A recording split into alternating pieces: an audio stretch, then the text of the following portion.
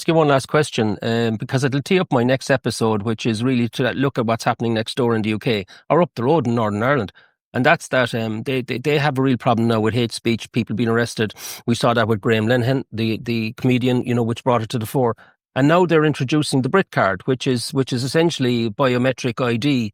There's going to be a big backlash to it, I know. But I mean, what's interesting, I just want to throw this to you. One final question.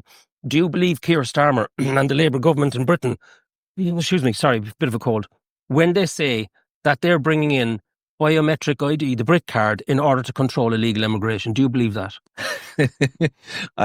Even though I've been laughing about this for some days now, I have to laugh again. That was involuntary laughter. It's comical. So I think that many of the people like Starmer, and he's up to his neck in globalism and everything we've described, we know where it's coming from. I think many of them are genuinely laughing at us now. So to actually turn it around and give that as the excuse is a pantomime. It's comical. And I think more people are realizing it. The history of this digital ID card, I'll make no bones about it. If you get in digital ID, which is the precursor to programmable central bank digital currency, which is being pushed really hard, that's why it's vital they get the digital card. Tony Blair, back in I think 2011 or 12, did a massive push. Again, he's part of the head of the snake, obviously, the globalism, and his institutes are up to their neck in all the bad guys' stuff. But he tried to get it in and failed. Imagine back then, before people were woken up by the COVID nonsense, people stopped it.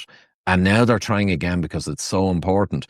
But just as above, so below, it's so important to them.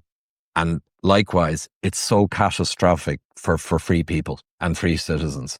I can't overstate how dangerous digital ID cards are. And people say, oh, but we have a passport, we have a driver's license. Okay, then why do they need a digital ID card if we have those documents? You see, that's the point.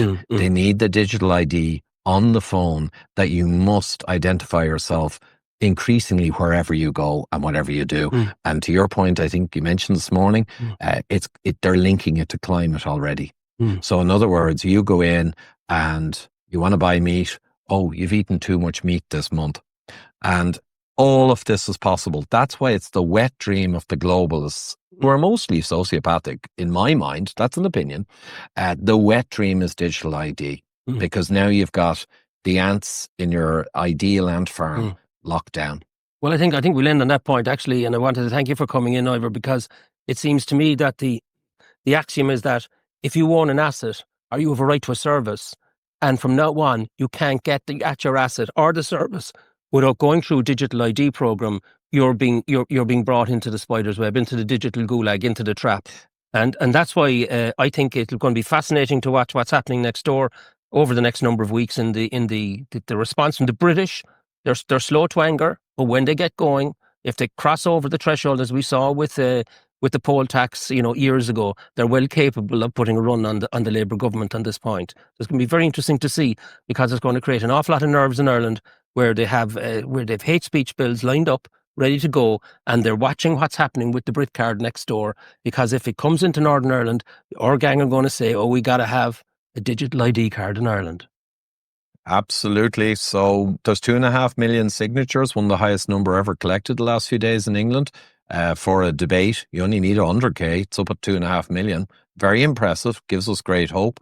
And what would I say? This is a petition against the Brit card. A petition against the digital ID Brit card. Yeah, absolutely. And just as a further proof, and I'd just like to reiterate, I don't want to over-egg this pudding, but the accusations of racist with respect to any of this, or the other anti ones, I scorn them. So I just want to let people know, you want to use that, I'm going to laugh at you, because at this stage, it's such an obvious psyop, the use of those trigger words, that it has become a pantomime and